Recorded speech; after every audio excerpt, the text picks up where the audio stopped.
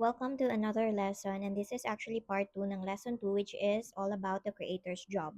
Na-realize ko na kasama pa pala to sa lesson 2. So this is about the framework. You have to think about whenever you create content, meron kang framework na pwedeng i-follow. Unang-una is kailangan mong isipin who is this for. So meaning para kanino yung content na ginagawa mo. Para ba yan sa mommies or students or mga working professionals? Kailangan isipin mo kung para kanino yung content mo. Number two is yung problem na ina-experience or nai-experience nila right now. So for example, yung content na ginagawa ko ngayon is para sa mga kagaya ko na aspiring creators who's trying to become or grow as a content creator pero hindi nila alam kung paano, or alam mo yun, they're trying to make content creation less overwhelming para makapagsimula na sila sa pag-post. So, yung problem na usually, since ako yung mismo yung audience ko, yung problem na na-experience ko is yung hindi ko alam kung ano yung ipopost ko, ganun.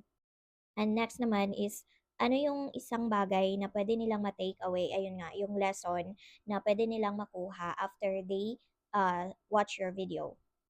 So, for example, dito sa ano ko, sa end ko or sa part ko, gusto kong matutunan din ng iba yung mga or mga lessons na nakukuha ko sa pag-aaral ko. So, that's why I'm sharing this para ayun, para sa mga aspiring content creators din or sa mga taong gustong matuto kung paano nga ba mag-start as a content creator.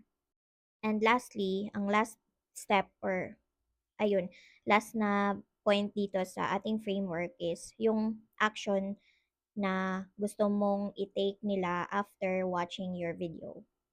So, example is, pwede i-follow ka nila, or if yung video mo naman is nagpo-promote ng product, then gusto mong mag-check out sila, ganun. Or pwedeng gusto mo silang mag-start na sa paggawa ng content, ganyan. Basta you have to remember that every piece of content should help someone move one step forward. And talagang nagustuhan ko 'tong point na 'to, or parang summary na lang kasi 'tong mga notes ko. Like yung mga pinagkukuha ko or pinagno-note ko is yung mga parang talagang para magets ko yung point. So, you have to know or remember that yung story na i-share mo is galing talaga sa'yo.